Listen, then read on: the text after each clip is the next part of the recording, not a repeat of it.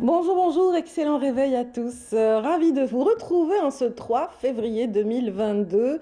Dans cette émission, nous avons coutume de vous offrir un point météo, mais avant de retrouver Amel Laribi pour le détail des nouvelles du ciel, je vous donne tout de suite un petit sommaire de cette émission où nous recevrons Mourad Abdellaoui, cet artiste peintre qui nous vient de Ain Beda. Aujourd'hui, nous l'accueillons à l'occasion d'une exposition abritée à Alger par un espace dont on parlera tout à l'heure. Le coup d'envoi de l'exposition a été donné il y a 2 jours et elle se poursuivra jusqu'à la fin du mois. Les détails sur l'empreinte de cet artiste et son univers, ce sera tout à l'heure avec lui.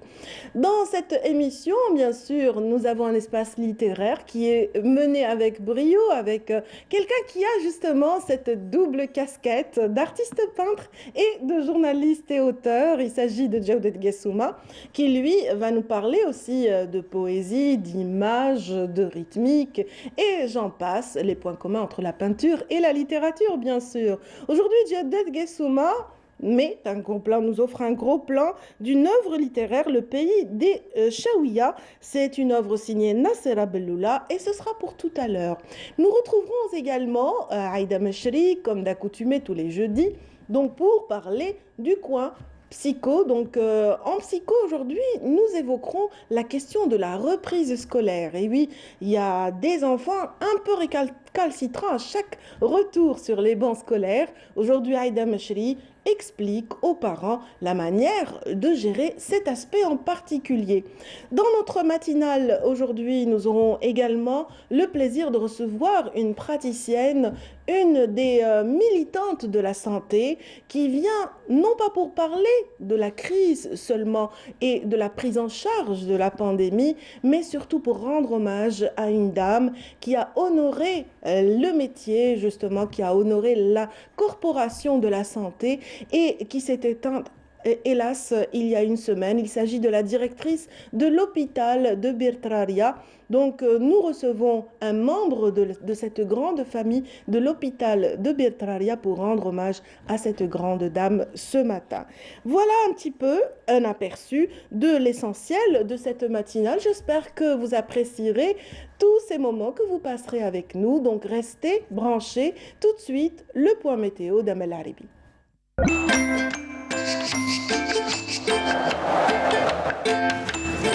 La météo vous est présentée par Mobilis. موبيليس معا نصنع المستقبل. Amel, bonjour, bonjour. Bonjour Nadia. Oui, le fou rire continue. Bon, ben, ça y est, le générique est parti. Voilà, l'émission a débuté. allons-y. Allez, on contrôle le fou rire. C'est vrai qu'on a joué un petit peu. Et oui, on parlait de gorge enrouée.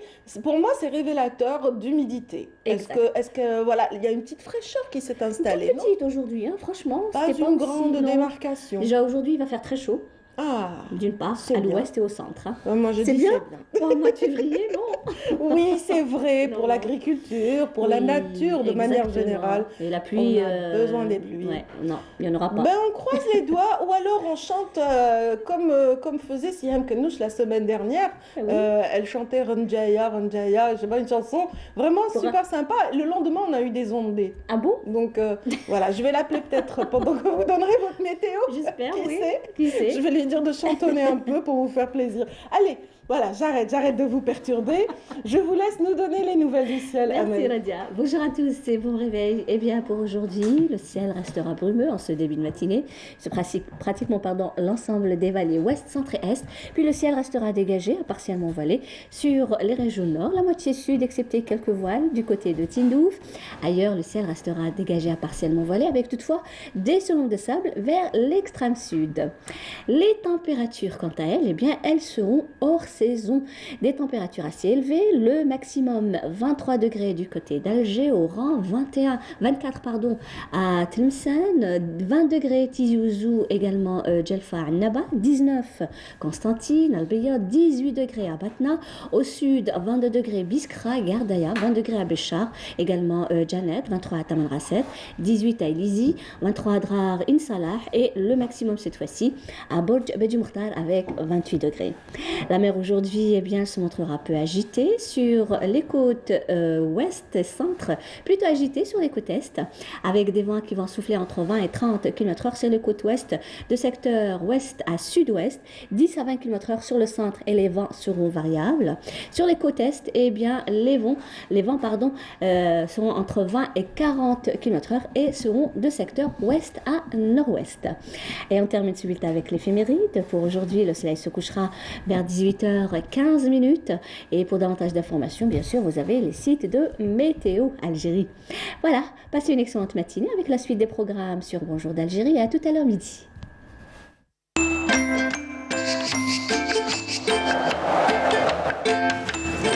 La météo vous est présentée par Mobilis.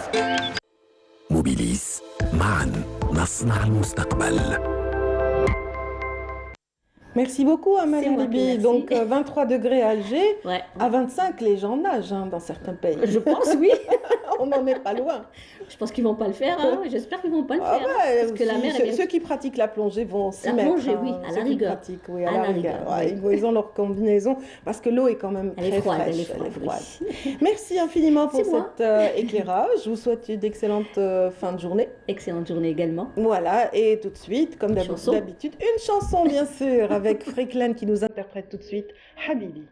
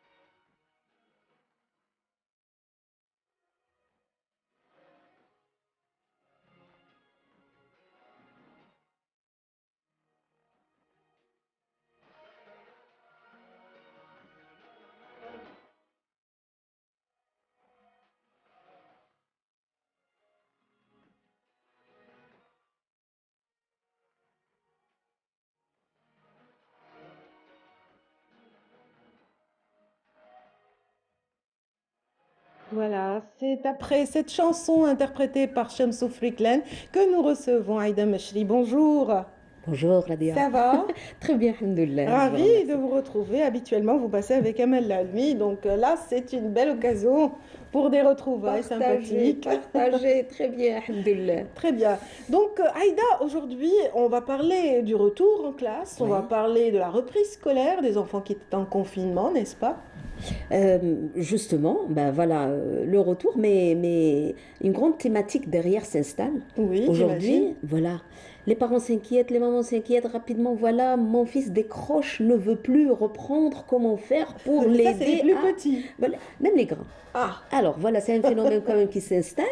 Je ne sais pas si on précipite un peu les choses pour mieux définir, parce que vous savez, le décrochage scolaire, c'est toute une thématique, ça a une définition bien particulière. Il faut vraiment lire les facteurs, le contexte, les causes pour pouvoir vraiment dire les choses, ne pas oui. trop se précipiter pour mettre des étiquettes.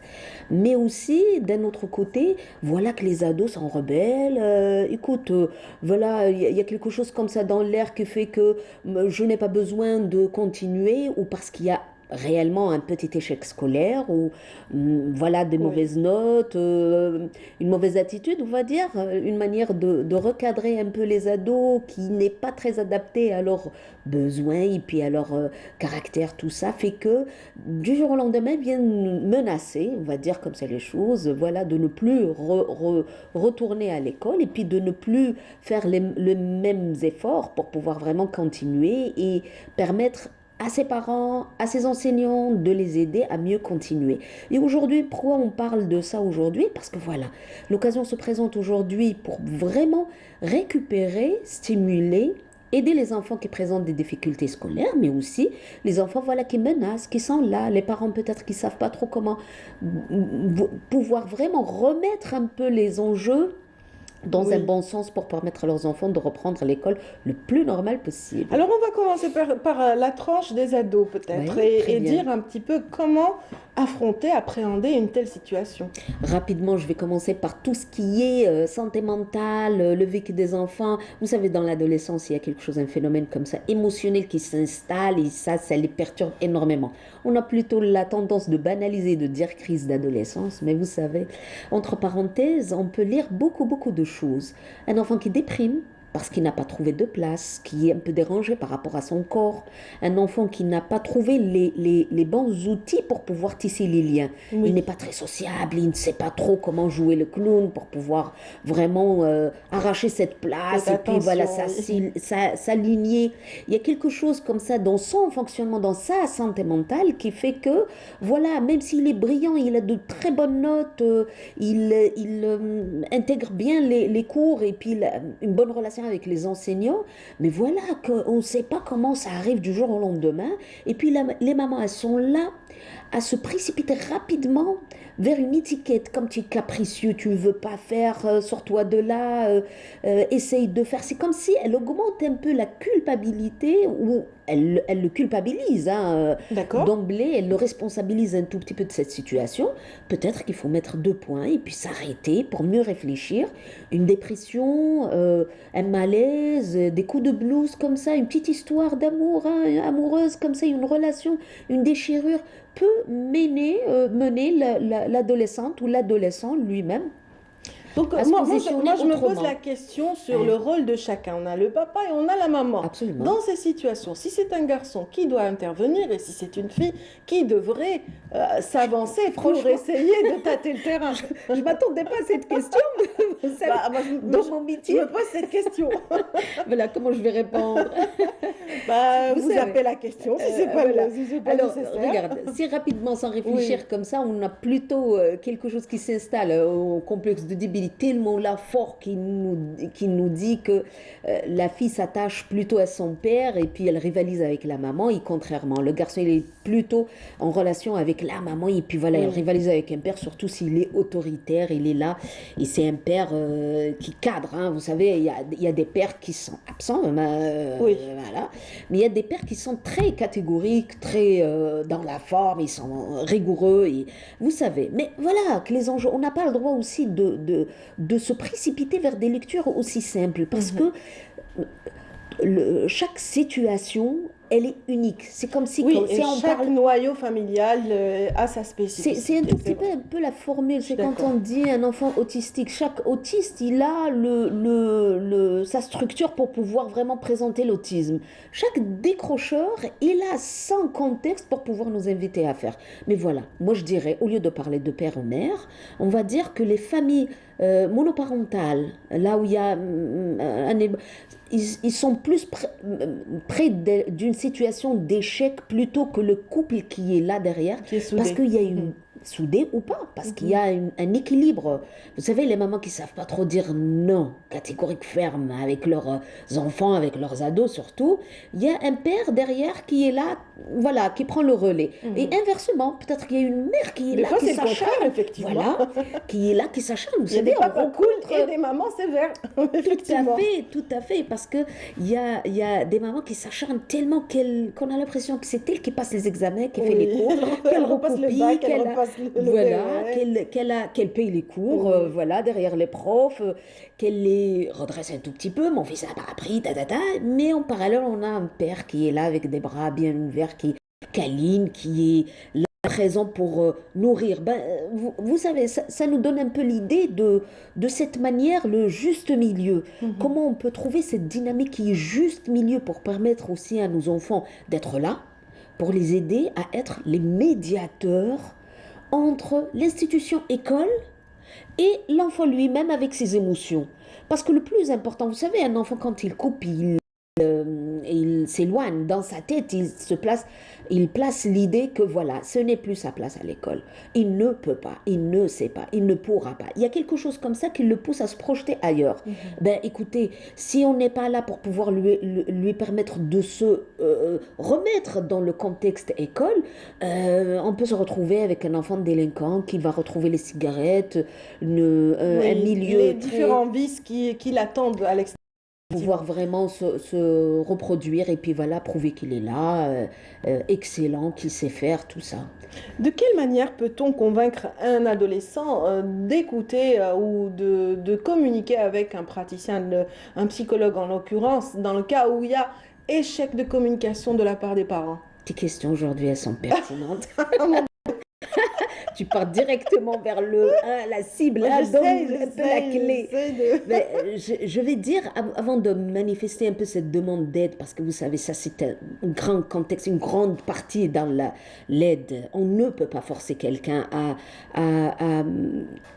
se prendre en charge ou à faire un travail sur lui-même, à consulter. Hein, on le dit comme ça simplement. S'il n'y a pas le désir de l'intérieur, s'il Tout n'y a à pas fait. la souffrance, s'il n'y a pas Mhm. parce que vous savez, il y a des ados qui sont convaincus que voilà, il n'y a pas de souffrance, il n'y a pas que tout va bien.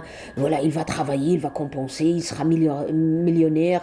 Il se projette dans des rêveries ou dans des perspectives qui nous étonnent, nous, adultes. Parce qu'on Mhm. comprend un tout petit peu ce circuit, on a goûté à la vie, on sait un tout petit peu les risques et comment le protéger. Mais vous savez, je reviens un peu à cette demande d'aide. Ça commence d'emblée par un travail qui est autour de ces personnes qui l'accompagnent, pour dire, si on ne détecte pas le facteur, si on ne détecte pas un tout petit peu la cause, pour Mhm. Tout pouvoir à fait. dire, voilà, est-ce que c'est dans un enfant qui commence à faire le clown, attirer l'attention dans la classe, compenser un tout petit peu pour dire, il a peut-être besoin d'être étayé, d'être accompagné, il y a quelque chose dans la place, l'amour, l'estime de soi qui lui manque, qu'il faut vraiment faire un travail de l'ordre d'accompagnement, tout ça. Il y en a d'autres, non, ils sont probablement victimes harcèlement, je ne l'écarte pas, qu'elle soit fille, adolescente, parce qu'elle n'a pas accepté une relation, ou parce que, voilà, elle est étiquetée, parce qu'elle a un handicap, parce qu'elle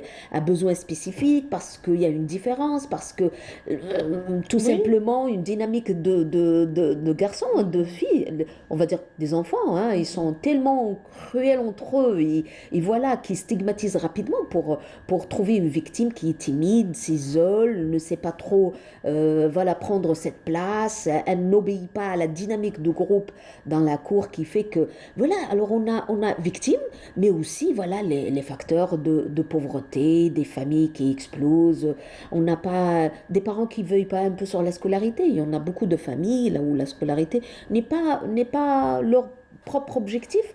Plutôt, on rencontre dans tous les signalements, voilà, aujourd'hui, les parents qui obligent les enfants à travailler, à aider la famille, à contribuer un tout petit peu. Et puis voilà, on a comme l'impression que le rêve d'un projet futur vient aussi de ce regard de ces adultes qui l'entourent.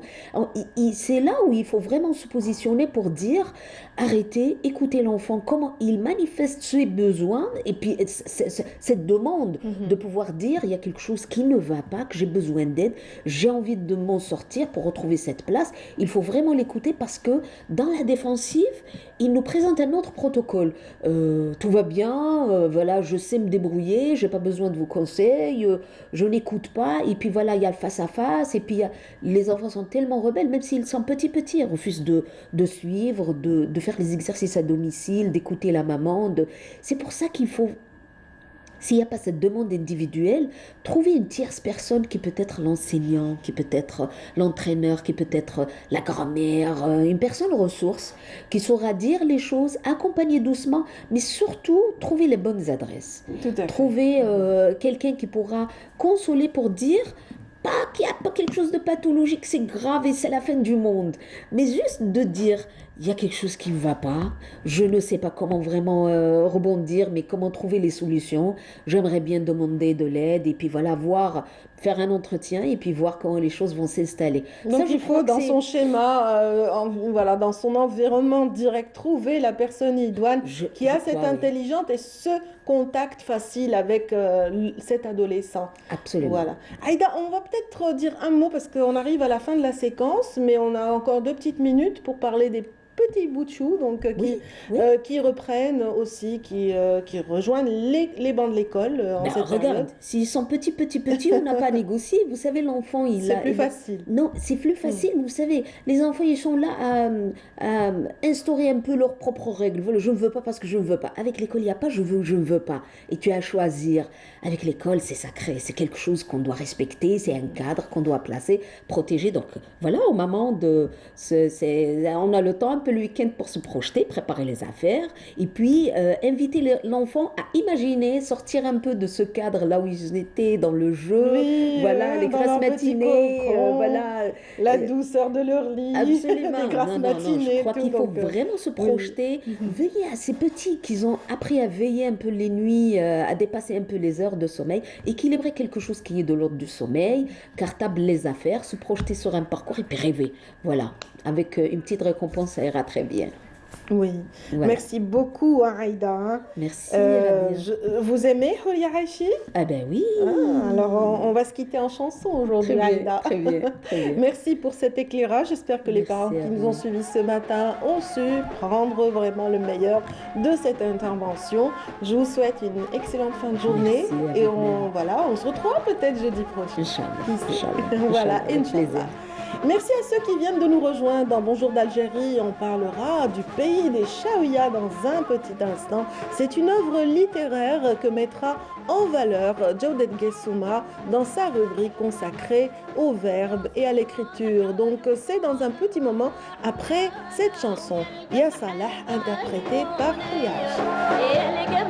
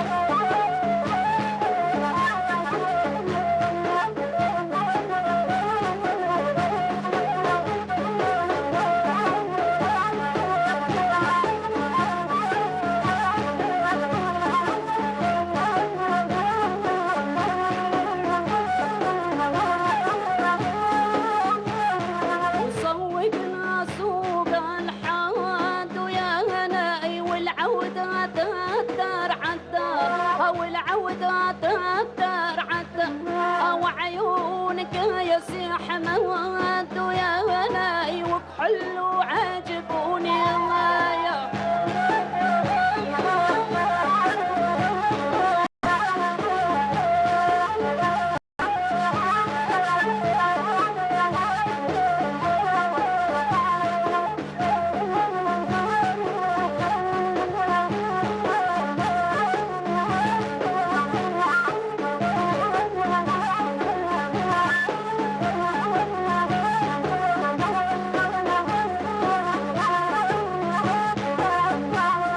وتسوقنا سوق اثنين ويا غناي والعودة والسكينة والعودة والسكينة وعيونك يا الحوسين ويا غناي وكحل وعجبوني يا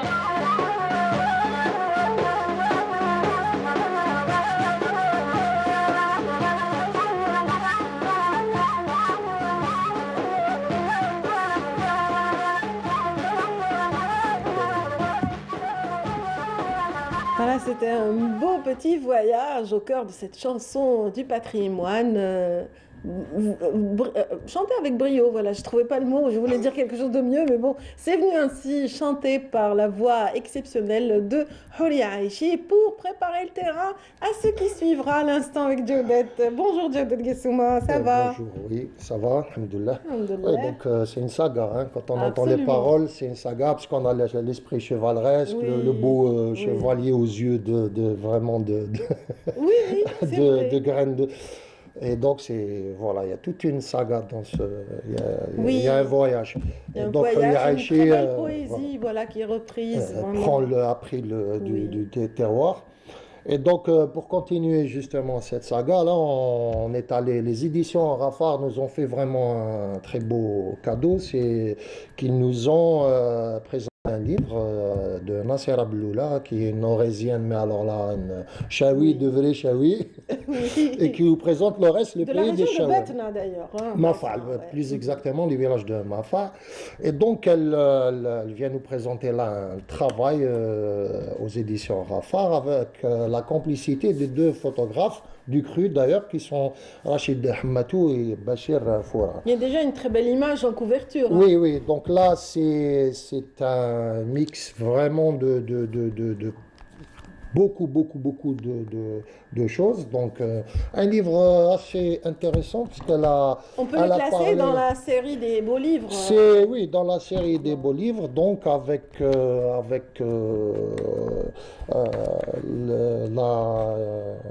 ça part de la préhistoire jusqu'à vraiment le Très bien. 21e siècle.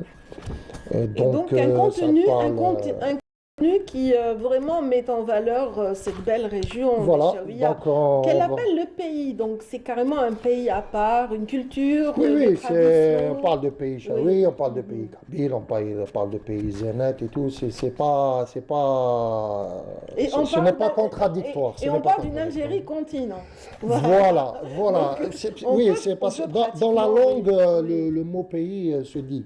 Dans la langue française, puisqu'on là, Oui. on utilise la langue française, donc ça se dit.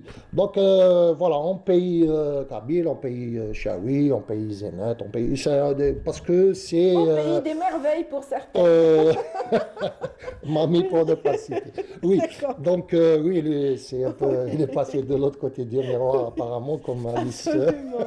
Oui, bien sûr.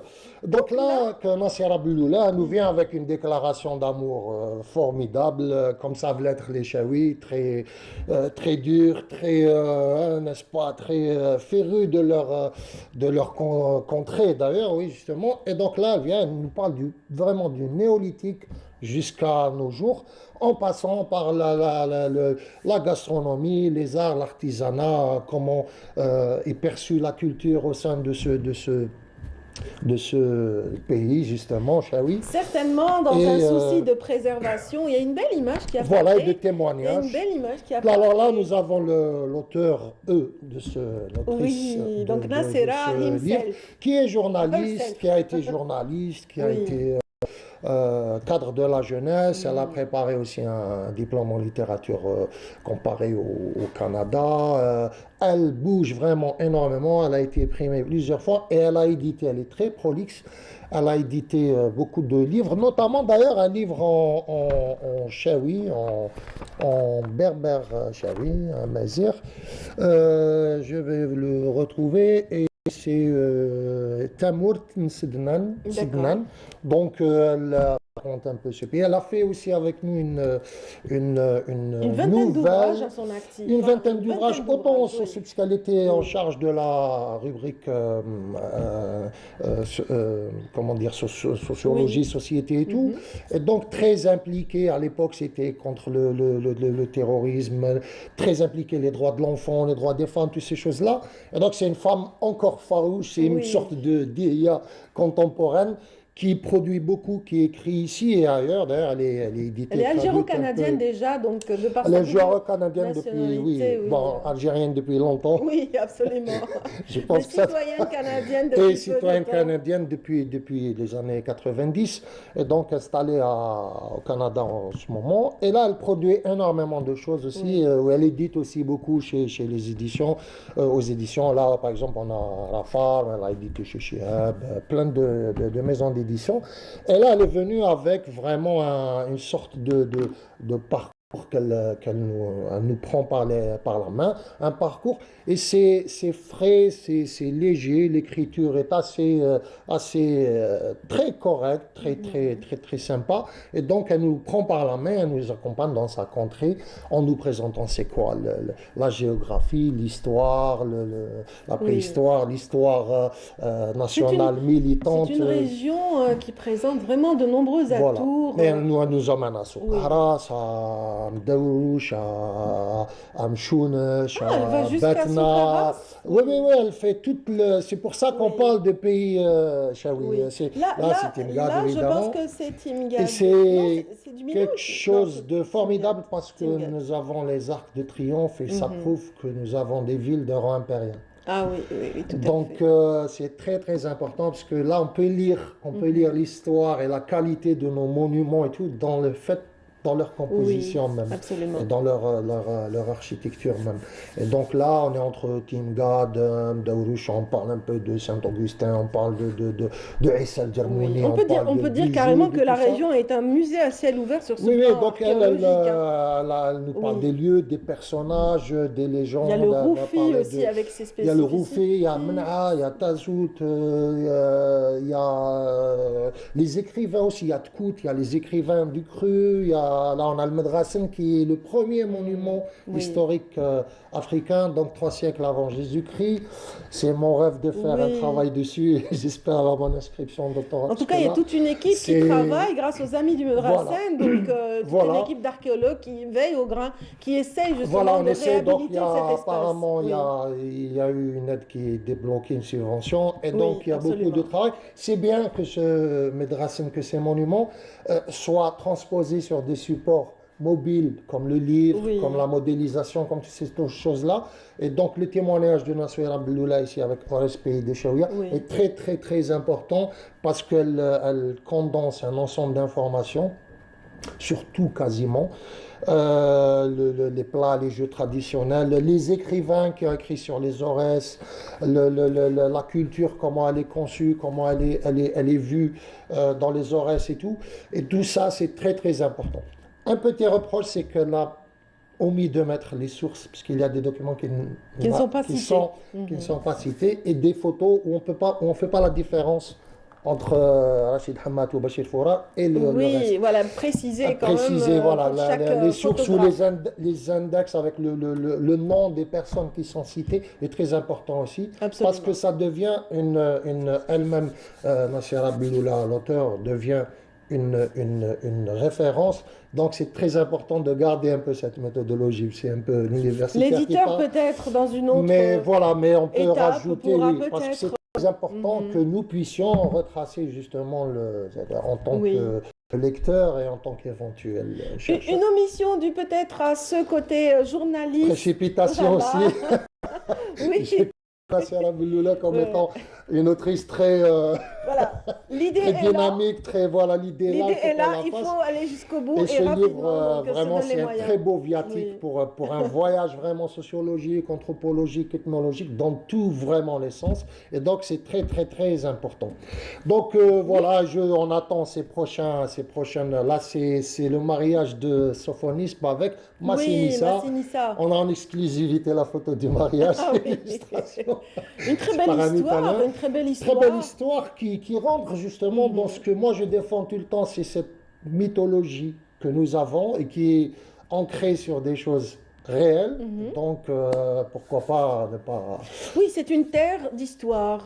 Vraiment, Voilà. cette région, le pays de Chaouia en Voilà. l'occurrence, Voilà.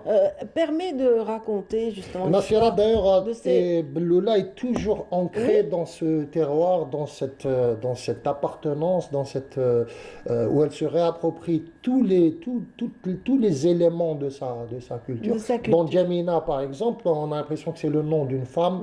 Elle personnalise toujours un peu ces récits avec Djamina, c'est un roman et c'est aussi une région qui s'appelle Djamina et qui est porteuse, vraiment chaque coin des Aurès est porteur d'une histoire fabuleuse. Et C'est donc vrai. c'est très intéressant à découvrir, quel que soit le livre qui nous est présenté. Oui, et quel que soit le lieu aussi, hein, Le qu'on lieu, soit voilà. dans un village perché sur les cimes justement de ces montagnes ou alors en pleine ville ou dans les vallées justement, Voilà. Donc, c'est où a évolué Dahlia, comme vous, Voilà. comme vous Avec disiez une tout à l'heure, héroïne effectivement. historique.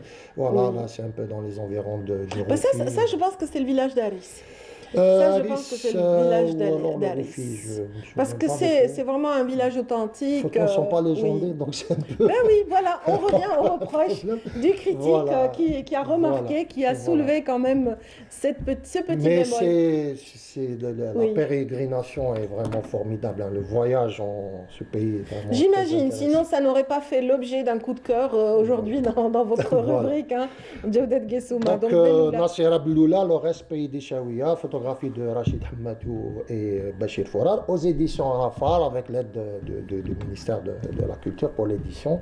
Donc c'est bien, j'espère que ça va continuer, ces subventions aident, parce que là, avec cette situation, le livre doit être vraiment encouragé. Oui. Cela dit, on est quand même présent sur pour terminer, on est présent sur quand même quelques bons événements livresques. Allons-y. Là, notamment, par exemple, avec l'Algérie qui est présente au 53e salon du livre du Caire, avec pas moins de 600 titres, c'est quand même pas mal. Une belle participation. Voilà, avec C'est bien. plusieurs maisons d'édition représentées, cet écrivain notamment, le poète Ismaël Ibrir qui a été primé plusieurs fois, le romancier Ahmed Tibaoui, lauréat du prix Naguib Mahfouz pour la littérature, pour le livre. En 2021, c'est quand même pas mal. Et aussi avec le traducteur romancier Mohamed Sari qui nous représente en général régulièrement dans ce genre d'événements. Et donc la longue liste aussi des auteurs pour le prix Mohamed Dib a été révélée, Ça y est, c'est bon, on dévoilée. a la Donc, liste. on a la longue liste, donc ça se passe en 3 temps. Il y a la longue liste, la liste entre guillemets moyenne, et puis les 5 D'accord. derniers sur lesquels on sélectionne le premier. Quoi, Oui. le lauréat. Donc il y a quand même pas mal d'auteurs. On a 87 auteurs d'expression arabe, amazigh et française. Donc c'est l'association La Grande Maison qui organise Oui, présentée par l'événement, Sabih parce qu'elle Abdel consacre tous ses efforts et toutes ses actions autour Voilà. de cet auteur, Voilà, Mohamed Dib, auteur en qui de son l'occurrence, vivant a adoubé, a Oui. validé Oui. ce prix. Absolument. Et donc on a Hamid Abdelkader, un ami à nous, journaliste, avec la mort du capitaine. Au commencement était le vers de Hamel Bouchareb. On a donc une trentaine de publications en langue arabe. Asma Belghachim, La lampe de la porte de l'Ouest, avec de Djilali Ayashi, ou encore tout ce qui reste de Hakima Djoumana Djeribi. Le comité a aussi retenu 8 auteurs en langue tamazight, dont Aoudia Zohra, Massika Touati, Abdelkader Abdi, Mina Gaz Yahyaoui, ou encore Cilia Moula. Et en plus, pour les œuvres en langue française, plus de 40 romans, Un peu avec plus. Zelda, notre ami qui est Oui, Maryam oui, Maryam Gamache, Gamache, qui Le est mauvais génie oui. de Najib Stambouli qui a bien fonctionné, Sur le chemin de sable et de feu. Tout ça, c'est Pain c'est blanche. les éditions Casbah, hein. Voilà, entre autres, La voilà, part de Lyon. Mizaoui avec les éditions d'Aliman, ou encore Le Seuil du moment, oui, encore quasiment. Casbah de Leila Édition qui Mout. fait fort, hein, cette année. Donc voilà, donc c'est pour encourager un peu tous ces jeunes auteurs, enfin jeunes auteurs algériens ici. jeunes et moins jeunes, mais de qualité. Jeune d'esprit pour beaucoup Voilà. d'entre eux. Tout à Voilà. fait. Et donc, pour terminer, le dernier prix international de la fiction arabe, le Booker Prize, c'est quand même un label très, très, très important dans la littérature. Un carrefour vraiment Un carrefour incontournable pour les auteurs. important avec, c'est-à-dire 16 romans en compétition. C'est le prix de international de la fiction arabe. Et on a, bonne nouvelle, 2 Algériens. Donc, moi, Boumediene Belkbir avec Zinq Talien, The Alley of the Italian, chez l'Ikhtilaf. Et aussi, en deuxième page, Roujdi Redouane avec The Hungarian, chez Dar el-Ain, c'est Al-Majari, qui sont deux romans en langue arabe. Et donc, on a 2 dans la longue liste. On est sélectionné en espérant qu'ils... Ils sont traduits en anglais. Ils sont traduits en anglais pour des motifs techniques et c'est toujours bien d'avoir de multiplier le lectorat. Oui, absolument. Et ça permet justement d'inscrire ces auteurs dans la mouvance littéraire voilà, mondiale. Et ben, donc, en général, on dit que l'Algérien ne parle pas trop bien l'arabe littéraire. La preuve est qu'il est tout le temps sélectionné dans des grandes listes, dans des longues listes et primé. Oui, voilà. Donc, on maîtrise le lectorat arabe à peu près de 46%. Oui, ce qui est aussi intéressant. à relever par rapport à l'algérien, c'est la prononciation de la langue arabe qui est parmi parfaite, les plus proches plus proche du véritable, de la bonne prononciation. Elle est chez nous, dans la mesure où on a cette faculté d'adaptation qui est extraordinaire, qui est relevée à chaque fois.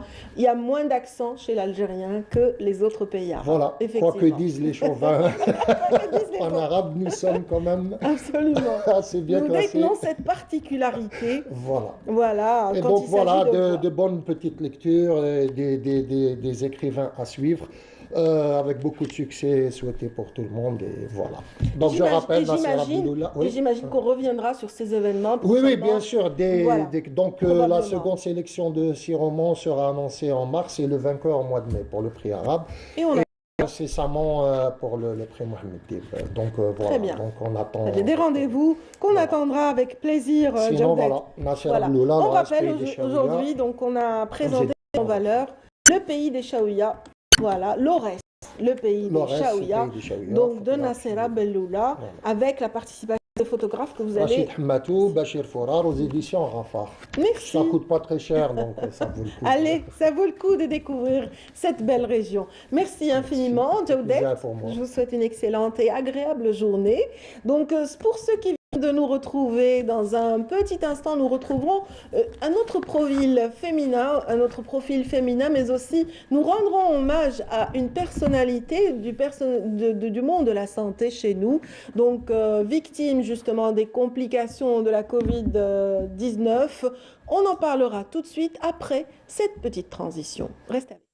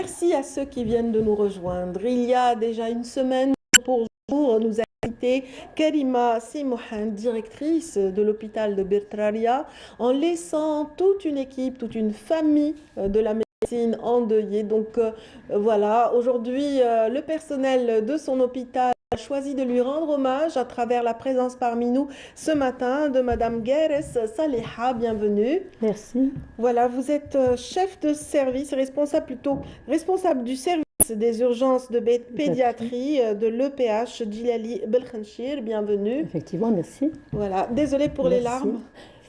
Désolée Je pour ne peux les pas- larmes. Je ne peux pas retenir mes larmes Oui, quand oui. je me rappelle de cette C'est grande très dame difficile. Voilà. Et souvent, on réalise la valeur d'une personne quand elle nous quitte. Oui. On réalise ses actions, ses actes au quotidien.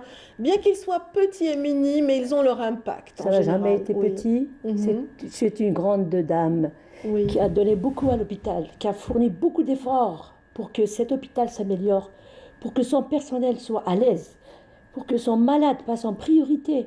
Elle a donné sa vie pour ce malade qu'elle Oui. passait en premier avant tout, Oui. avant sa vie personnelle. On ne peut pas la décrire en quelques minutes. Oui, tout à fait. C'est une grande dame, c'est la générosité. Générosité, c'est... Personnifié, je dirais. Je ne peux pas dire en peu de temps, ça a résumé sa personnalité, parce qu'elle a changé tant de cours de vie de personnes, du petit personnel, de tout le monde. Oui. C'est-à-dire en recrutant une personne, elle disait, je lui donne un salaire, je lui donne... يخليه ياكل خبز. Oui. Quand c'était malade, quel que soit son niveau, elle ne voyait pas le niveau du malade, qu'il soit riche, qu'il soit pauvre, qu'il soit cadre, qu'il soit petit personnel. Elle s'occupait de tout le monde. Prise de en la charge même équitable, façon. voilà. C'était son Surtout- combat au quotidien, c'est ce que C'était ça son combat au quotidien, Oui. surtout avec ce maudit virus. Elle s'est donnée à fond raconte. Oui. pour assurer Mhm. toutes les conditions pour que le malade soit pris au niveau de notre établissement. Oui. Il y avait des moments où il n'y avait pas de place, c'est réellement il n'y avait pas de place. Donc elle s'est battue pour installer des chapiteaux, pour ramener des bouteilles d'oxygène, et je ne peux pas vous dire combien c'était très difficile. Oui, tout à Elle fait. était- On a vécu des crises, Elle était certainement pendant présente, elle cette était... pandémie. Ah, Et elle était- Karima Simohan, en fait, a combattu la maladie pendant 50 jours. Et pendant 50 jours, le personnel médical de cet hôpital n'a cessé On avait de un lui rendre espoir. hommage Ah oui. sur les réseaux Ah, sociaux. les réseaux Et c'est sociaux. pour ça qu'on a été Non. interpellés. Bien On s'est sûr, dit, bien cette sûr. personne mérite sa Ah oui, place, mérite sa mérite place, qu'on lui bien rende sûr. hommage et qu'on rappelle son parcours, Ben oui, effectivement. ben oui. Voilà, donc C'est, c'est vrai que beaucoup de messages de soutien lui ont été Bien sûr. consacrés par Et chaque élément de son équipe. De son Oui. élément, toi, le niveau de ce personnel, même les gens qui l'ont pratiquement connue peu, pas vécu avec elle de longues années, mais un petit passage avec elle nous marque. Oui, Donc c'est vraiment une personnalité qui est là, on sent qu'il y a un soutien. Donc vous avez vu sur les réseaux sociaux, les Oui. gens n'ont pas cessé de dévoiler ses qualités, sa gentillesse, cette personnalité. C'est... voilà. Est-ce que vous vous rappelez de la première rencontre avec Karima Simohan? C'est toujours un sourire qui ne change pas. Mhm. Elle accueille tout le monde avec un grand sourire. Et elle est là à régler les problèmes de tout le personnel qui frappe à sa porte, de tous les malades qui frappent à sa porte. Elle ne renvoie personne. Elle a des solutions miracles à tous nos problèmes, parce que là, je généralise. Qu'on soit malade, parce qu'on était malade, on a vécu avec des parents malades, on a vécu avec des malades démunis, avec un personnel malade, mais elle répondait à tout le monde. Sa D'accord. porte était ouverte à tout moment de la journée et de la nuit, parce que à la fin, ça fait quelques années quand même, elle a fini par s'installer carrément à l'hôpital. Oui, Parce que la journée, elle reçoit tout le monde, donc elle disait, je n'ai pas le temps de revoir le courrier, de voilà. signer, enfin c'est une grosse responsabilité qu'elle avait à gérer, mais donc elle était obligée de travailler la nuit, et carrément elle a fini par abandonner sa vie. oui. Pourtant, elle est maman d'une Elle fille est maman qu'il aime d'une beaucoup, hein, belle quand jeune même, fille, oui. Hanan, À qui nous présentons vraiment nos sincères vraiment les condoléances. sincères condoléances Oui. du fond du cœur. Mhm. Et Et qu'est-ce que je peux dire de Kalima? Moi, je voudrais revenir, je vous le disais tout à l'heure, la question impliquait aussi cette première rencontre il y a quelques années. Vous étiez Oui. encore résidente. J'étais résidente, j'étais Et, jeune résidente voilà. et elle Kalima Simhand était économe à l'époque. économe, Voilà. toujours dynamique. D'où cette capacité, cette maîtrise de la gestion, je pense. Oui, bien sûr. Elle a toujours été brillante dans ses études parce qu'elle m'a dit qu'elle était quand même pas en premier. Et bien sûr, elle a pris le poste d'économe qu'elle a géré.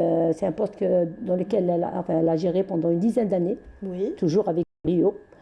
Par la suite, elle a été nommée en tant que directrice aux alentours de 2010. Donc ça fait presque 11 ans et quelques mois qu'elle est directrice de l'hôpital. Mais c'est une personnalité qui reste la même. Elle reste la même. Il n'y a pas de changement depuis son jeune âge. Depuis que je l'ai connue économe jusqu'à pratiquement la semaine passée, c'est resté toujours la même. C'est toujours cette capacité de lutter, d'aller de l'avant pour assurer le meilleur qu'elle pouvait assurer, et pour le malade et pour le personnel. Parce qu'elle J'imagine qu'on a besoin de ce pilier quand on est dans un hôpital et qu'on a un vis-à-vis pareil. On ne peut que donner le meilleur de soi. Donner le meilleur de soi. D'ailleurs, elle nous a transmis cet amour pour le travail, pour le malade, c'est-à-dire pour elle, elle pouvait se plier en 10. En tout cas, moi, j'ai eu l'occasion de visiter cet hôpital dans de prise en charge d'un enfant, un petit bébé. Donc, c'est d'ailleurs la vocation première de cet hôpital, la prise en charge d'un enfant. Et c'est vrai, ce sont des structures très bien organisées. L'hôpital, on ne sent pas la pression, quelle que soit la période de l'année. On est pris en charge rapidement. Il y a une fluidité dans la gestion. On est là pour ça. On est là pour ça. On est obligé de travailler avec l'enfant. Il faut aimer l'enfant parce qu'on ne peut pas donner. Il faut aimer l'enfant pour pouvoir travailler avec ces petits êtres, ces petits anges. Et elle, quand on disait enfant malade, elle se battait, elle se chamaillait avec le médecin. Il faut que ce malade soit en charge. Elle me disait, Madame Guerre, s'il vous plaît, c'est ce qu'elle disait. Et quand vraiment elle voyait qu'elle était coincée, parce qu'à des moments, la plupart du temps, elle n'a pas de place, parce que ça reste un petit service. C'est pas un grand hôpital, effectivement. Une chaise. L'essentiel, c'est que cet enfant sauver la vie de cet enfant. Et d'ailleurs, elle a sauvé plein de vies. On la voit là. Toujours souriante, souriante, avec ce regard pétillant d'intelligence. Prise lors de le jour de l'Aïd avec le maire de la commune de Billard, bien sûr, toujours souriante. Et qu'est-ce que je peux dire? Je ne peux pas la décrire en quelques minutes. C'est difficile, c'est encore frais. Elle nous a quittés. Rappelons que nous parlons là, pour ceux qui viennent de nous rejoindre, d'une dame qui a donné toute sa vie à cette elle a laissé sa vie personnelle carrément de côté. À l'hôpital de Birtraria, à la santé publique de manière générale. Elle est partie. Il s'agit de Kalima Simhand. Là, c'est une photo prise. Donc, c'est des chapiteaux qui ont été placés au niveau de la placette d'El Biar pour aller vers le citoyen, pour faciliter la vaccination contre ce Covid. Ce Covid pour lequel elle a bataillé, elle s'est donnée à fond pour que le malade soit pris en charge, et malheureusement, en temps voulu. Et elle n'a pas cessé de transmettre via les réseaux sociaux. La sensibilisation était aussi son cheval de bataille, effectivement. Pour sensibiliser la population contre, bien sûr, pour qu'il soit, pour faire un geste de prévention, pour que le malade n'arrive pas à l'hôpital et lutter contre cette maladie. Et malheureusement, ce maudit virus l'a emporté. En tout cas, c'est noble de votre part, et c'est noble de la part de toute l'équipe de l'hôpital, donc Djilali Belkhachir de Birtraria, donc connu plus sous cette appellation. Donc ce petit hôpital qui est en deuil depuis plus d'une semaine, donc et qui regrette farouchement sa directrice. Kalima Simhand méritait tous les honneurs, autant que tous les tous les martyrs de cette pandémie qu'on salue, dont on salue les parents, les familles et les collègues aujourd'hui à travers ce sacrifice, cet énième sacrifice en faveur de la lutte anti-Covid. Merci infiniment. Donc Saliha Gares de nous avoir permis de lui rendre hommage. Merci beaucoup. Voilà. Et nos condoléances à toute l'équipe de Birtraria. À Safi en premier, à Safi Hanan, qui est jeune, qui reste jeune. Très bien. Et à tout le monde. Voilà. Merci beaucoup. Merci à vous. On continue, mesdames, messieurs, de parler de santé dans cette émission en évoquant cette fois-ci une autre frange de malades, les cancéreux en l'occurrence, à l'occasion de la journée de lutte contre le cancer. Et pour cela, nous recevons aujourd'hui le docteur Lamia Mouhoubi qui va suivre dans un instant après ce reportage signé Lamia Boudbouda qui nous permet de découvrir une maison d'accueil des enfants atteints de cancer. Dar al-Hassana les Marda Saratan est un espace d'accueil et d'hébergement pour les enfants cancéreux et leurs proches vivant loin de leur centre de traitement. Réalisé grâce aux dons d'un bienfaiteur anonyme et implanté à El Hamiz, celui qui veille au grain sur ce projet humanitaire est Ammar Telmani. Alhamdulillah, on est de jeunes bénévoles. On a eu cette idée pour aider les malades et amoindrir leurs souffrances et leurs dépenses. Vous savez, les frais des soins sont assez conséquents. À cela s'ajoutent l'hôtel et les repas. Notre but, c'est d'offrir un meilleur hébergement pour ces familles et amoindrir leurs souffrances. On remercie tous les donateurs. Dar al-Hassana reçoit beaucoup de dons alimentaires et des produits de première nécessité, et ce en vue d'héberger et contribuer ainsi à réduire les frais collatéraux des traitements et des déplacements des familles. La maison n'accepte pas les dons en espèces. Tout est noté sur ce carnet pour une future collecte de dons. الحمد لله غنتلاقاو لي زابيل الناس يتعاونوا ويتو كاع باش حنا تانيك باش ما نخسروش. Alhamdulillah, on reçoit plein de dons et d'appels de bienfaiteurs. Nous, on essaye de bien gérer ces dons. On note tout sur un carnet. On a une liste de donateurs qu'on appelle à chaque fois qu'on a besoin d'aide. On ne peut tout recevoir à la fois. Les légumes et les viandes, c'est des denrées périssables, donc on s'organise pour que ces offrandes arrivent à leur destinataire. On ne reçoit pas d'argent, on préfère recevoir des aides et du bénévolat pour la garde des malades. Nous avons rencontré Imen et sa maman qui nous viennent de Guelma. Elles témoignent de l'aide et de l'assistance trouvée dans cette maison. Ici, on a vraiment amoindri nos souffrances matérielles. Je tiens à préciser qu'on a trouvé un soutien moral. Ma fille est très à l'aise ici et elle s'est très bien adaptée. Alhamdulillah. L'association compte sur un capital humain bénévole, comme c'est le cas pour cette psychologue. Je suis médecin psychologue, je travaille à Al-Harrach. Je suis bénévole car j'ai vécu la même situation. Ma mère est cancéreuse et je connais très très bien les souffrances des familles que j'essaye d'aider. D'autres jeunes bénévoles participent à la tâche, comme la garde des malades et veiller à leur confort. Rami, jeune chômeur d'El Hamiz, donne de son temps à ses passions. D'abord, c'est une satisfaction personnelle et quand je fais du bénévolat, je me sens mieux dans ma peau. Dar al-Hassana les Marda Saratan est spécialisée dans l'accueil des enfants cancéreux, mais l'exception est faite à cette dame malade et son famille qui vient de Boussaada.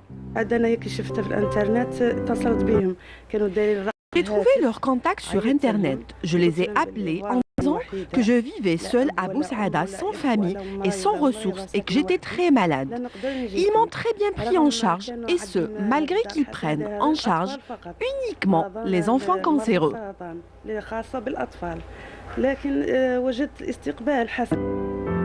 Dar al-Hassana les Marda Saratan est un modèle de générosité à perpétuer dans d'autres localités.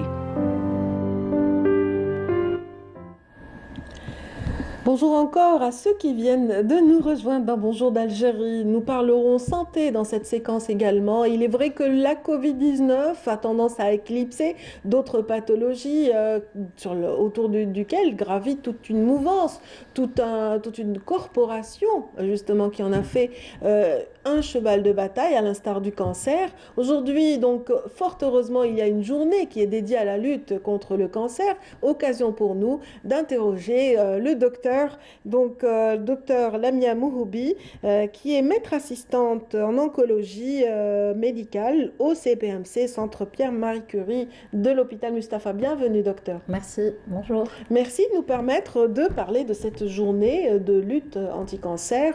Où en sommes-nous aujourd'hui en Algérie? Alors, la journée du 4 février est une journée qui est dédiée pour rappeler aux citoyens l'importance de cette pathologie et comment l'éviter, comment la prévenir. Justement, le thème de cette année, c'est la prévention et les dépistages des cancers. Donc aujourd'hui, on va parler comment éviter. Donc on reste dans la thématique choisie par l'OMS cette année, donc qui est la prévention et le dépistage en l'occurrence. Voilà. D'accord. Donc la prévention commence d'abord par une alimentation saine. Donc, comment choisir les aliments? En fait, il faut toujours se rapprocher de tout ce qui est naturel et éviter tout ce qui est artificiel.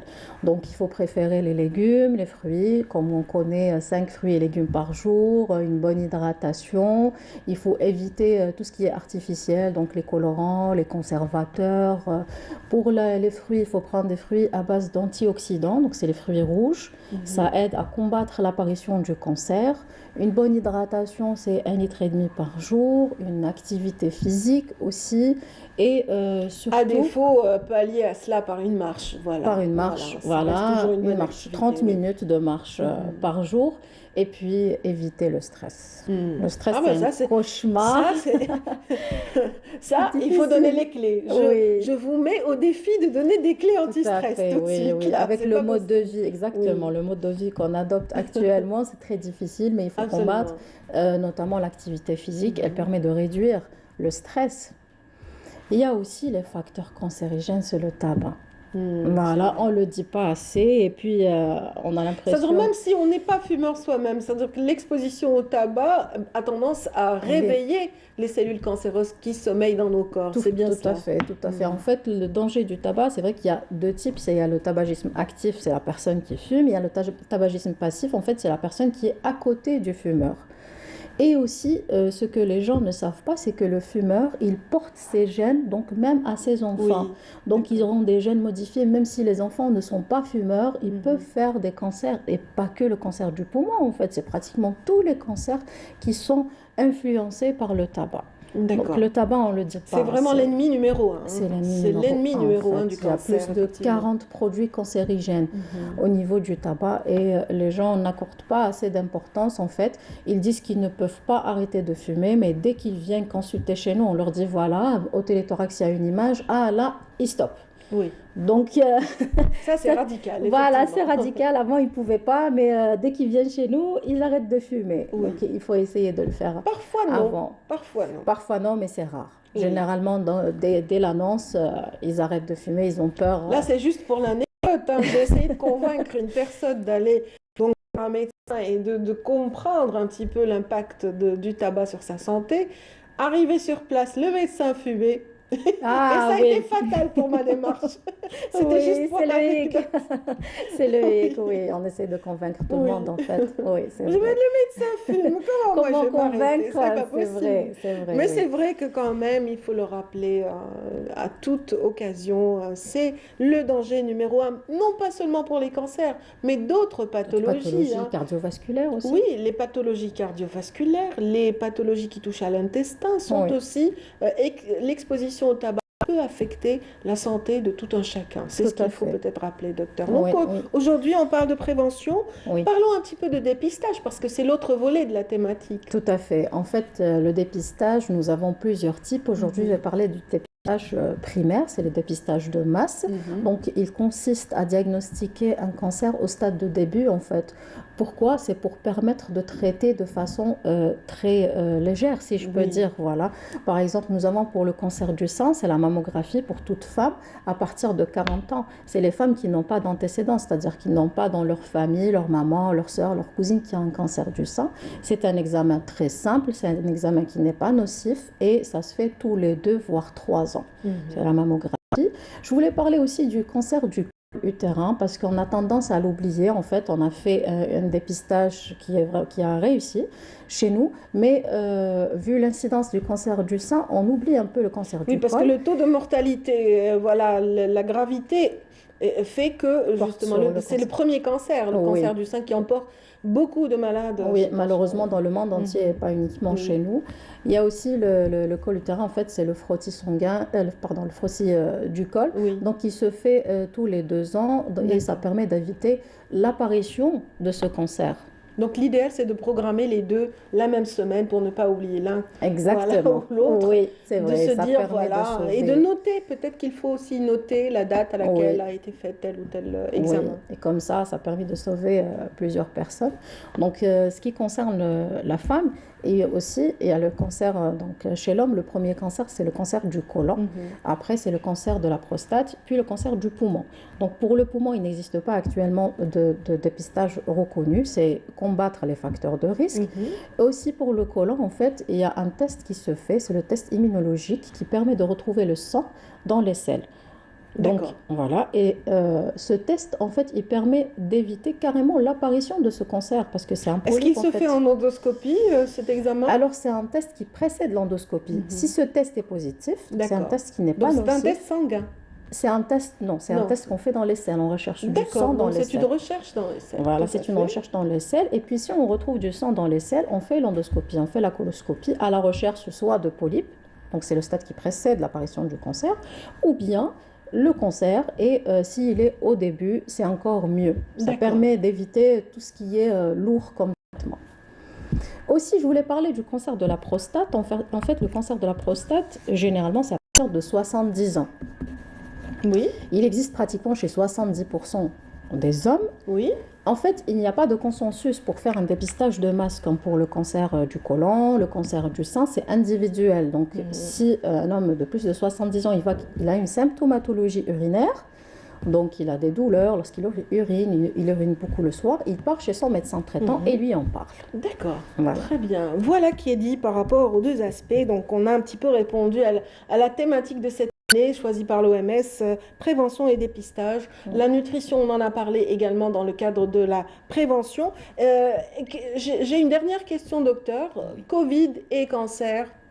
Voilà. Ah oui. Alors, Covid et cancer, on a beaucoup de questions sur ce sujet. Donc, notamment de la prise en charge des patients donc, qui sont atteints de cancer, qui sont en cours de traitement et qui présentent un Covid, un épisode Covid. Donc, ils sont dans l'interrogation, est-ce qu'on doit arrêter notre traitement? C'est un cancer, c'est dangereux, ça ne peut pas attendre. En même temps, il y a Covid de l'autre côté. En fait, ce qu'on conseille pour nos patients, c'est de prendre en charge cet épisode à part, donc de mettre de côté le cancer, de l'oublier, le temps de traiter cet épisode, donc le Covid, puis après, on reprend notre traitement. Parce que le pronostic en fait vital de la personne est mis en jeu. Il y a un deuxième volet, c'est la vaccination. Alors c'est est de vigueur, oui. Oui, c'est tous les patients qui sont perdus. Est-ce qu'on peut faire le vaccin? On est sous traitement, on est sous radiothérapie, sous chimiothérapie. En fait, ce qu'on leur dit, c'est qu'il faut faire ce vaccin, c'est obligatoire. Donc le patient fait le vaccin, même s'il est sous traitement, il faut juste un intervalle d'1 semaine à 10 jours après le traitement. Très bien, voilà qui est bien dit. Docteur donc Lamia Mouhoubi, merci. Donc je rappelle que vous êtes maître assistante en oncologie médicale au CPMC, Centre Pierre et Marie Curie de l'hôpital Mustapha. Merci pour cette participation et cet éclairage. J'y arrive. Merci pour l'invitation. Merci docteur, je vous souhaite bon courage. Merci. Je sais qu'il y a du pain sur la planche, une longue journée qui vous attend. On souhaite un propre établissement aussi à tous nos patients, Inch'Allah. On le souhaite et on vous souhaite beaucoup de courage, vous qui êtes vraiment, qui veillez au grain dans les hôpitaux en cette période difficile. Oui, merci. Voilà. Bonne journée. Et voilà, pour cette dernière ligne droite, on va parler d'art, docteur. Oui. On va parler un petit peu de beauté, on va parler d'esthétique et d'art avec notre dernier invité. Donc, Mourad Abdellaoui va me rejoindre après ce reportage qui met en relief toute la dextérité de Manou Kahlan, un artiste rencontré par notre ami alors, Anissa Bouzid, c'est Anissa Bouzid qui s'est déplacée vers l'artiste pour vous. Pinceau en main, l'artiste plasticien Manou Kahlan se laisse guider par sa ferveur artistique. Ici, dans son atelier, à l'office de Riyad El-Fath, où il passe une bonne partie de son temps. Je peins sans arrêt, voilà. Et les couleurs sont toujours présentes. Nostalgique, Manou est très attaché à ses racines. À travers son art, il raconte son histoire, son passé. la femme et la kasbah sont omniprésentes dans ses œuvres. Je travaille avec beaucoup avec ce bleu-là, et qui est aussi la couleur d'Alger, de la plage, la couleur de ma terre nourricière. Actuellement, je suis beaucoup plus sur ce thème-là, que vous voyez là, c'est, je dirais, la femme au long cou. C'est un hommage que j'ai rendu à ma sœur qui est décédée en 2015. Entre Kahlan et la Kasbah, c'est une grande histoire d'amour. Je veux dire, mes parents sont issus de la Kasbah, mon père est né à la Kasbah, grandi à la Kasbah. Cet inconditionnel passionné des arts plastiques n'a pas de limite. Il peint sur différents supports et objets de récupération auxquels il redonne vie.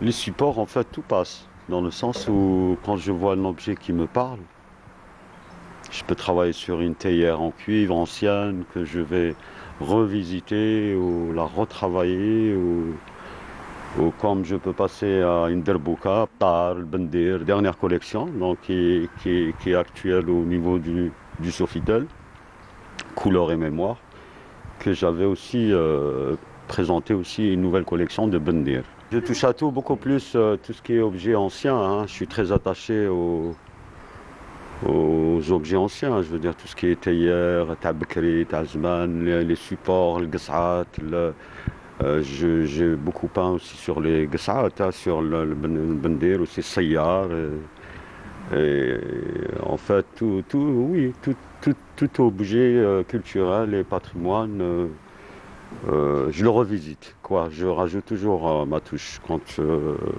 quand l'objet me parle. La babouche aussi, je suis issu d'une famille d'artistes. Mon grand-père il confectionnait des babouches. Autodidacte, Kahlan Mano est en perpétuelle inspiration. Il puise du patrimoine algérien ancestral. Sa dernière exposition, Couleurs et mémoire, offre un éventail de la parfaite maîtrise de plusieurs techniques artistiques. Voilà, et on continuera de parler de palettes, de couleurs tout de suite avec notre dernier invité dans cette émission. Nous avons le plaisir de recevoir Mourad Abdellaoui. Bienvenue. Bonjour. Ça va? Ça va, très bien. Merci de m'avoir invité. Content de retrouver le public algérien, algérois, je veux dire. Oui, algérien, sûr, vous êtes en Algérie. Oui. Oui. Bon, on a fait le vernissage, c'était formidable. D'ailleurs, je m'en suis beaucoup mis en mes artistes qui sont venus. Même il y a des invités que je ne connais pas, mais ça me fait un grand plaisir. Et encore, au moment de vernissage, mon ami Khiter Omar a animé le vernissage, c'était formidable. Ah, excellent. Je le remercie. Excellent. Khiter qui lui-même est plasticien, donc qui excelle aussi dans l'art de la calligraphie. Voilà, oui, qui excelle dans complet. Tout à fait. Donc vos amis étaient nombreux autour de vous il y a 2 jours. C'était le coup d'envoi de cette belle exposition, abritée donc par une galerie pas très connue. En fait, c'est un espace dédié à l'art dans un hôtel. Oui. Bon, une galerie non, mais un espace. J'ai aimé cette, c'est-à-dire initiative de la part de l'administration de l'hôtel Holiday Inn. J'ai aimé beaucoup. Premièrement, ça fait plaisir c'est-à-dire aux artistes de bouger dans les hôtels. Oui, et puis c'est un espace assez agréable, assez convivial. Oui. Et il faut dire que l'expérience avait été d'abord tentée par Chafaouzani. Donc Mohamed Chafaouzani était le premier à un petit peu inaugurer cet espace. Oui, et ça fait plaisir de savoir qu'il y a eu continuité avec très vous. Bien, très bien. Chafaouzani, c'est un artiste que j'aime beaucoup. Il travaille, il est juste, il travaille bien. Son travail, il est vraiment... j'aime bien son travail. Et c'est lui qui m'a proposé cet événement. Ah, d'accord, il est derrière l'idée, c'est bien. On le salue s'il nous suit ce matin. Oui, on le salue, je le remercie beaucoup. Oui. Donc, en fait, s'il l'a fait aussi, vous avez un point commun, c'est incroyable, c'est cette passion pour l'abstraction et ses mystères. Donc, votre œuvre est de, comment dire, est d'une grande sensibilité. Merci. Votre palette aussi qui gravite autour justement de ces mystères de l'abstraction Oui. est des plus sensibles. Elle offre la possibilité d'avoir des détails insoupçonnés sur des espaces comme ça qui nous font voyager. Oui, oui. D'ailleurs, on a exposé ensemble à la galerie Asla. Donc on a des trucs communs. Oui. Je me considère comme un peintre algérien, c'est-à-dire abstrait, Oui. pur algérien. Bien sûr, on n'en doute pas, monsieur oui, Abdellaoui. oui. Non, On n'a pas je parle de le travail. Oui. Oui. En fait, vous auriez pu être à Tokyo et avoir une empreinte similaire parce qu'il y a Oui. des contemporains qui sont un petit Exactement ce que peu de je la voulais même dire. trempe. Oui, Oui. absolument. C'est C'est vraiment vrai. une peinture qui s'inscrit dans l'universel. Oui. Hein. Bon, vous savez que actuellement, le monde virtuel nous a Oui. donné de l'espace, un vrai espace sans visa, on peut bouger partout. Oui. Vous trouvez que mes travaux, il y a des gens, Oui. je sais pas, en Canada, en Belgique, ça bouge. Mais Voilà, ça permet. On est dans la planète est un petit village, c'est ce qui se dit par Exactement, rapport à cet aspect. Donc la technologie nous a permis d'avoir de la visibilité pour nos artistes à travers le monde. Et j'imagine votre surprise souvent de trouver qu'il y a des personnes qui ont cette même sensibilité et qui arrivent Très à bien. percevoir votre message. D'ailleurs, j'ai une amie qui s'appelle Geneviève Oui. Guevara. D'accord. Elle fait des trucs formidables, c'est-à-dire elle fait des interprétations avec la poésie. Oui. Déjà, j'ai exposé deux. De ces textes? Oui, avec c'est bien. Elle est d'origine belge. Vous voyez que le monde virtuel, il est là. Il n'y a plus de frontières, effectivement. Il y a Sans plus de visa, sans frontières. frontières, et ça fait bien. Et ça enrichit le travail. Même le public a aimé beaucoup. C'est bien. Et c'est vrai que quand on est sur une toile, quand on est sur une sculpture, quand on est sur une œuvre d'art de manière générale, c'est le langage qui prime, c'est celui des émotions. En fait, on n'a pas besoin de langue, hein. On est là et on a la surprise d'avoir comme ça des interlocuteurs de par le monde qui comprennent. Oui. Et qui Souvent, je dis, c'est-à-dire des gens qui visitent les galeries ou qui aiment la peinture, surtout la peinture. Il faut laisser les sentiments contoiter cette belle chose. Et il ne faut pas essayer de comprendre. Non, ce n'est pas une œuvre philosophique. Une œuvre d'art, ce sont des sentiments. Certes, il y a le côté philosophique, il y a l'idée, elle est là, mais il faut laisser des sentiments. D'abord ressentir l'œuvre. C'est pour ça que dans l'abstraction, on ne peut pas tous aimer. On peut apprécier quand on est dans le même état d'esprit que l'artiste ou dans le même mood ou dans la même sensibilité. Oui, c'est vrai, c'est un art d'élite quelque part, mais on peut... Pas forcément. Pas forcément, mais on peut guster comme ça, on peut voir quelque chose avec les sentiments, c'est ça l'intéressant dans l'art. Surtout l'art abstraction, l'abstrait, une œuvre abstraite, vous pouvez trouver quelque chose où tu peux aller plus loin. Moi j'ai remarqué aussi que ça attirait de plus en plus comment dire, d'Algériens s'intéressent à l'œuvre d'art actuellement. Elle est acquise par nombre de personnes qui aménagent de nouveaux espaces et voilà, qui d'habitude ou d'accoutumée pouvaient acheter des œuvres bon marché, mais là, on a recours aux artistes et on l'espère pour vous, en tout cas, qui seront nombreux à venir découvrir ces œuvres d'une grande beauté. En fait, c'est pas facile d'être sur une nuance de couleur, une seule nuance, et d'offrir comme ça de la gestuelle ou du mouvement dans un espace comme ça, monochrome. Ouais. Et vous êtes dans ces nuances de gris. Le gris, c'est une couleur froide, mais curieusement, quand on regarde votre œuvre, elle n'est pas du tout froide. Oui. Vous voyez, on est sur du gris, mais hop, il y a de la chaleur qui émerge. Regardez cette œuvre, par exemple. Oui. Oui. Donc là, on est sur le orange, et puis des fois, c'est une toute petite lumière rouge qu'on voit, Oui. c'est beau. Voilà ce Oui. que vous avez, c'est-à-dire appuyé sur quelque chose de bien. Bon, des gris, c'est pas des gris gris, mais c'est des gris colorés. Tout à fait. Oui. Bon, un artiste professionnel, il commence son travail avec un côté de bien étudier la chose. Oui. Vous trouvez que mes travaux, certes, il y a de la profondeur. Oui. Pour avoir cette profondeur, il faut avoir la qualité. Oui, on a l'impression d'une perspective. Là, quand on voit ces œuvres qui viennent de défiler, on a l'impression d'une profondeur. Oui. Il y a plusieurs plans. Vous sentez Il n'y a pas qu'il un y a seul plan. Oui. une académie comme ça que dans Oui. le travail. On le sent, on le Oui. ressent.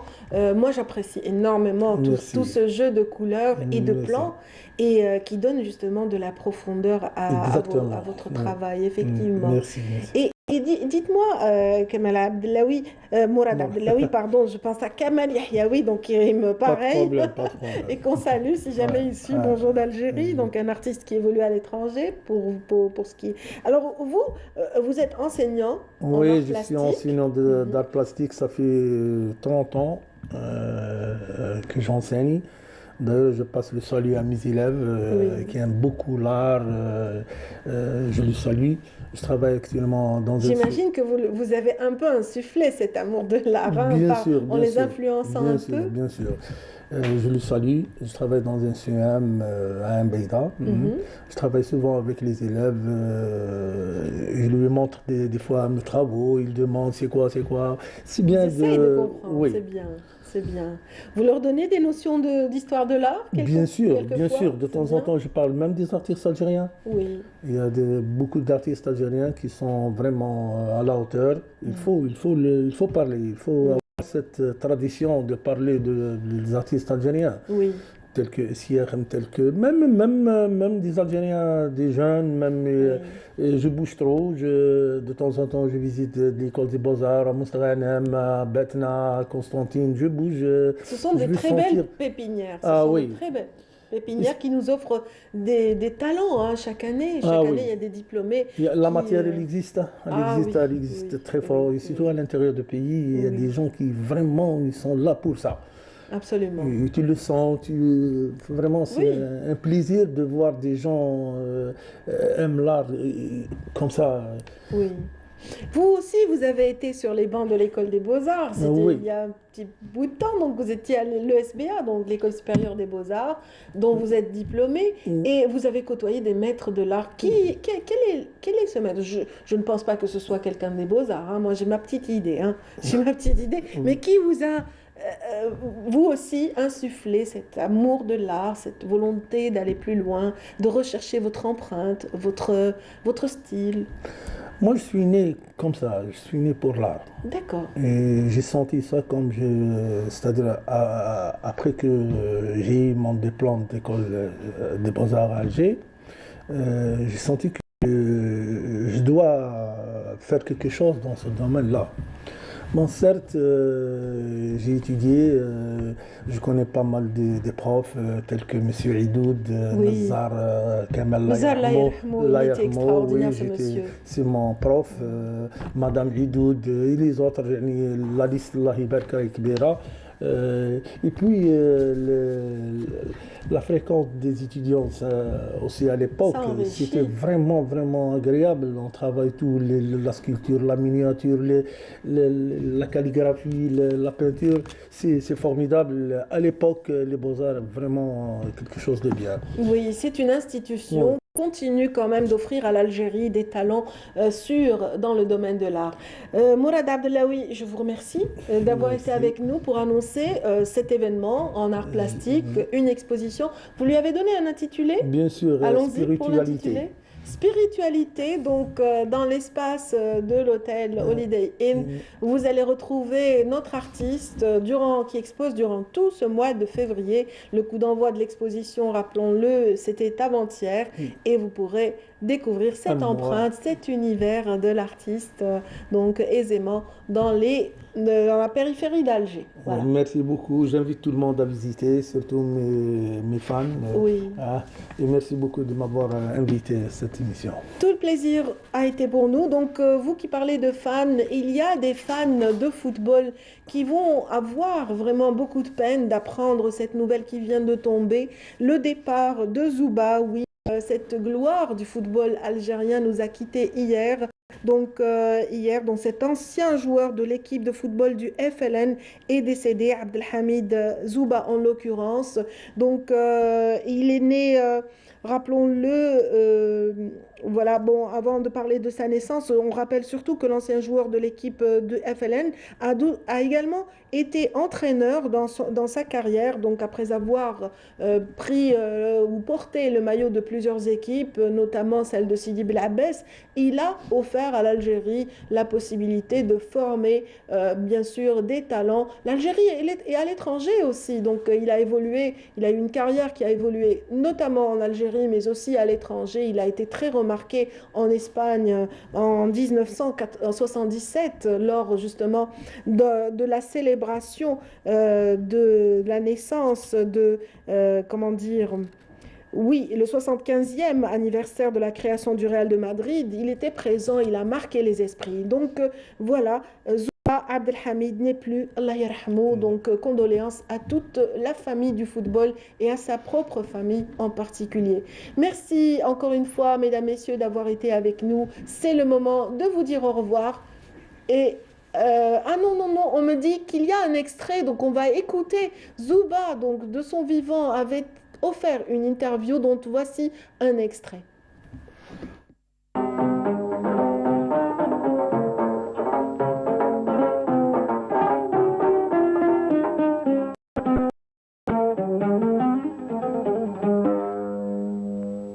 On est allé dans des coins où on ne savait pas ce que c'était que l'Algérie, où se situait l'Algérie.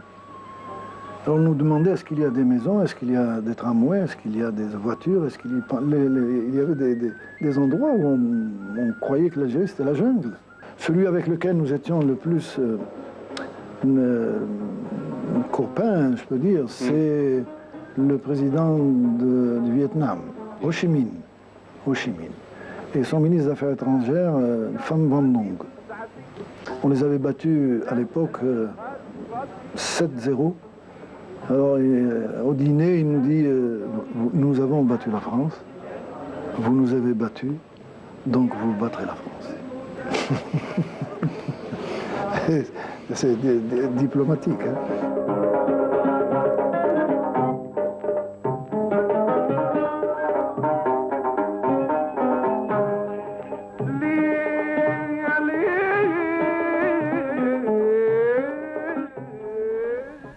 Voilà, c'était là un extrait d'une interview accordée par Abdelhamid Zouba de son vivant, cet ancien joueur de l'équipe de football du FLN, également donc sélectionneur de l'équipe nationale plusieurs fois et aussi donc il était parmi les joueurs les plus illustres à son époque.